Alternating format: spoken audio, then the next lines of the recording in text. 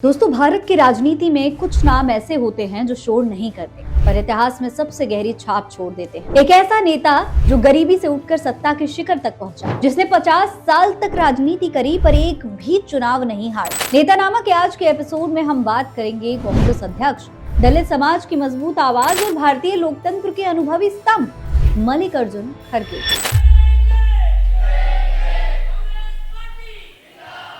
ಮಲ್ಲಿಕಾರ್ಜುನ ಖರ್ಗೆ ಎಂಬ ಹೆಸರಿನವನಾದ ನಾನು ರಾಜ್ಯಸಭೆಯ ಸದಸ್ಯನಾಗಿ आदमी चिड़चिड़ा होता है, कभी हमको गालियां देता है, कभी मंगलसूत्र पे बोलता है, कभी मुगलों पे बोलता है, कभी मुसलमानों पे बोलता है, कभी मटन चिकन इस पे भी बोलता है। सलाम नमस्ते, मेरा नाम फरीन अंसारी है और ये वीडियो आप मेरे official channel Fareen Ansari official पर देख रहे हैं। 21 जुलाई 1942 ब्रिटिश भारत का गुलबर्गा जिला, आज का कर्नाटक, यही एक दलित परिवार में मल्लिकार्जुन खड़गे का जन्म हुआ। पिता खरगेप्पा एक मामूली मजदूर और माँ रुक्मिणी बाई जो खेतों और घर दोनों को संभाल लेती। घर में न दौलत थी न रसूख, बस था तो संघर्ष और आत्मसम्मान।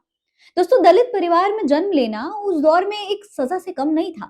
स्कूल में अलग बैठाया जाना, पानी के लिए अलग बर्तन होना और समाज की तिरछी निगाह। लेकिन यही अपमान खड़गे की राजनीतिक चेतना बन गया। मल्लिकार्जुन खड़गे सिर्फ 5 साल के थे दोस्तों जब ये देश आजाद हुआ था। उन्होंने खुद अपनी आंखों से अपनी मां को जलते हुए देखा है। ये उस वक्त की बात है जब तब के मैसूर यानी कर्नाटक में विभाजन के वक्त हिंदू मुस्लिम दंगे फैल गए। इन दंगों की आड़ में मल्लिकार्जुन खड़गे का वरवट्टी गांव भी आ गया। इन्हीं दंगों की आड़ में लुटारी भी काफी एक्टिव थे।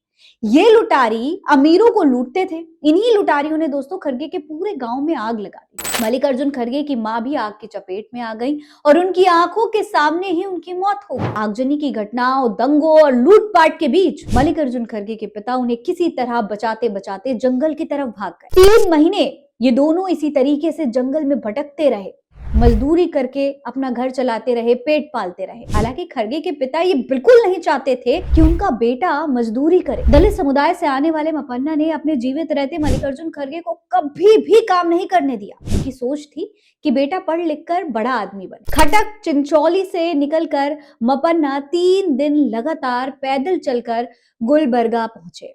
यहाँ उन्होंने कपड़ा मिल में काम शुरू कर दिया। मपन्ना मल्लिकार्जुन खड़गे के साथ बसवा नगर में रहने लगे। यहीं एक घर भी बनाया और पास के स्कूल में मल्लिकार्जुन खड़गे का एडमिशन करा दिया। चुनावों के दौरान आज भी मल्लिकार्जुन खड़गे इसी स्कूल में वोट डालने जाते हैं। उनके पिता के बनाए घर की जगह उन्होंने यहाँ पर 2 मंजिला मकान बनवा दिया है और यहाँ 6 परिवार किराए पर भी रहते हैं। खड़गे के बचपन के दोस्त हनुमंत राव दैनिक भास्कर को दिए एक इंटरव्यू में बताते हैं कि मल्लिकार्जुन खड़गे बचपन से पढ़ाई में बेहद तेज थे। वो कबड्डी के भी अच्छे प्लेयर थे। स्कूल लेवल पर कई प्रतियोगिताओं में उन्होंने इनाम भी जीते। अगर वो पॉलिटिक्स में नहीं आते तो अच्छे कबड्डी प्लेयर हो सकते थे। वो कबड्डी के अलावा हॉकी के भी अच्छे प्लेयर थे। दोस्तों, खड़गे की जिंदगी हमेशा मुश्किलों भरी रही है, लेकिन लीडरशिप की क्वालिटी उनमें बचपन से थी। वो अपने स्कूल में हेड बॉय और कॉलेज में स्टूडेंट लीडर बने। पढ़ाई के दौरान ही मल्लिकार्जुन खड़गे ने राजनीति शुरू कर दी थी। वो गुलबर्गा जिले के पहले दलित बैरिस्टर बने। मल्लिकार्जुन खड़गे 1969 में एमएसके मिल के लीगल एडवाइजर भी बनाए गए। उनके पिता कभी इसी मिल में काम किया करते थे। मजदूरों के कहने पर खड़गे यूनियन लीडर भी बने। वो बिना पैसे लिए गरीबों और मजदूरों के लिए केस लड़ा करते थे। इस वजह से खड़गे कुछ ही दिनों में शहर के लोगों और खासतौर पर दलितों में बहुत मशहूर हो गए। उन्हें गुलबर्गा के संयुक्त मजदूर संघ का सबसे प्रभावशाली नेता कहा जाने लगा और इसी दौरान से कांग्रेस नेताओं की नजर भी उन पर पड़ने लगी थी। दोस्तों, वो 1969 में ही कांग्रेस में शामिल हो गए थे। तब देवराज उर्स कर्नाटक में कांग्रेस के कद्दावर नेता हुआ करते थे। इसी दौरान 1970 के दशक के आखिरी दिनों में वो समय आया जब खड़गे कांग्रेस से कुछ दिनों के लिए अलग भी हो गए। हालांकि 1969 में जब कांग्रेस 2 गुटों में बढ़ गई तो खड़गे इंदिरा गांधी के साथ ही थे। लेकिन जब 1972 का विधानसभा चुनाव आया तो देवराज उर्स ने उन्हें गुरमितकाल सीट से लड़ने की सलाह दे दी। इस सीट पर अगड़ी जातियों का बोलबाला था और खड़गे की छवि दलित नेता की थी। लेकिन देवराज उर्स की सलाह पर वो इस सीट से अपना पहला विधानसभा चुनाव लड़ने उतर गए और तो और मात्र 30 साल की उम्र में इस सीट पर जीतकर विधायक भी बन गए। इसके बाद उन्होंने देवराज उर्स को अपना राजनीतिक गुरु मान लिया था। फिर तो खड़गे लगातार इस सीट से 9 बार यानी कि 2008 तक लगातार जीतते रहे। लेकिन इसी बीच 1972 के विधानसभा चुनाव में देवराज उर्स की अगुवाई में इंदिरा गांधी वाली कांग्रेस आर ने विधानसभा चुनाव में शानदार बहुमत प्राप्त की। इसी चुनाव में खड़गे भी जीते थे पहली बार। इस दौरान देवराज उर्स भी इंदिरा गांधी के साथ ही थे, लेकिन 1979 में देवराज उर्स का इंदिरा गांधी के साथ कुछ विवाद हुआ और उन्होंने कांग्रेस छोड़ दी। अपने राजनीतिक गुरु के नक्शे कदम पर चलते हुए खड़गे ने भी इंदिरा का साथ छोड़ दिया था और देवराज उर्स के साथ आ गए थे। लेकिन कांग्रेस की खड़गे से दूरी मात्र कुछ ही महीनों की थी। कांग्रेस से अलग होकर देवराज उर्स ने अपनी अलग पार्टी बनाई। इसका नाम कांग्रेस उर्स रखा गया। लेकिन 1980 के लोकसभा चुनाव में इस पार्टी को कामयाबी नहीं मिल पाई और इसे कर्नाटक में मात्र 1 सीट मिली।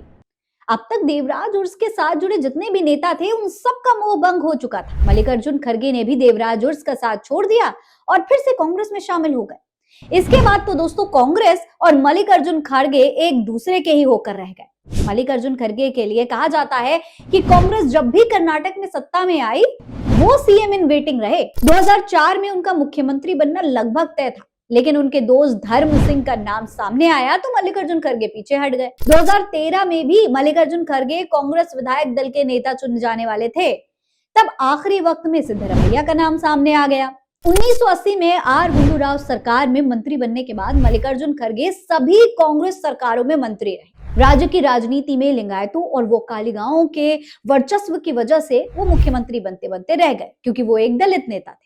दोस्तों 8 भाषाएं जानने वाले खड़गे की मराठी पर भी अच्छी पकड़ है, इसीलिए 2018 में पार्टी ने उन्हें महाराष्ट्र की जिम्मेदारी सौंपी। खड़गे के लिए सबसे बड़ा मौका 2014 में आया था। कांग्रेस को लोकसभा चुनाव में बुरी तरह हार मिली थी। वो सिर्फ 44 सीटों पर सिमट गई थी। गुलबर्गा से दूसरी बार जीते खड़गे को पार्टी ने लोकसभा में अपना नेता बनाया। संसद में एक स्पीच के दौरान खड़गे ने कहा था कि हम लोकसभा में 44 हो सकते हैं, लेकिन पांडव कभी 100 कौरवों से नहीं डरेंगे। ये मत कहिए आप 40 लोग हैं, हम 300 के ऊपर है, दबाएंगे। ये दबने वाला नहीं है। अरे कौरवों की कितनी भी संख्या हो, पांडव कभी नहीं माने। दोस्तों जब खड़गे बोलते हैं तो विपक्ष भी सुनता है।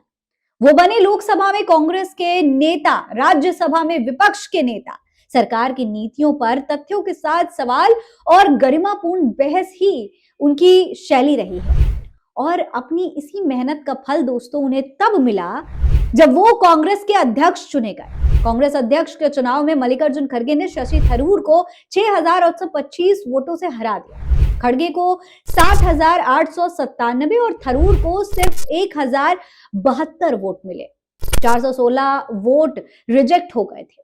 चुनाव का रिजल्ट आने से पहले ही राहुल गांधी ने भी इशारा कर दिया था कि मल्लिकार्जुन खड़गे ही पार्टी अध्यक्ष बनने जा रहे हैं। जब राहुल गांधी से पार्टी में उनके रोल के बारे में पूछा गया था तो उन्होंने कहा था कि खड़गे जी से पूछिए, अब वही तय करेंगे। दोस्तों मल्लिकार्जुन खड़गे कांग्रेस अध्यक्ष बनने वाले दूसरे दलित नेता हैं। इससे पहले जगजीवन राम 1970 और 71 के दौरान कांग्रेस के अध्यक्ष बने थे। आज जब लोकतंत्र सवालों में है दोस्तों, संविधान पर बहस है, तब खड़गे जैसे नेता संस्थाओं की रक्षा की बात करते हैं। वो विरोध करते हैं लेकिन गरिमा नहीं छोड़ते। मल्लिकार्जुन खड़गे की कहानी सिर्फ राजनीति की कहानी नहीं है। ये कहानी है एक दलित बच्चे की जिसने अपमान को अपनी ताकत बनाया है। ये कहानी है उस भारत की जहां संघर्ष करने वाला एक दिन इतिहास जरूर रचता है। खैर, इस कहानी के बारे में आप क्या सोचते हैं कमेंट बॉक्स में लिखकर हमें जरूर बताएं। फिलहाल इस वीडियो में इतना ही। अगले एपिसोड में आप किसकी कहानी देखना चाहेंगे वो भी कमेंट बॉक्स में लिखकर जरूर बताइएगा। नोटिफिकेशन बेल आइकन दबा लीजिएगा ताकि हर वीडियो से आप अपडेटेड रह सकें। जय हिंद, जय भारत।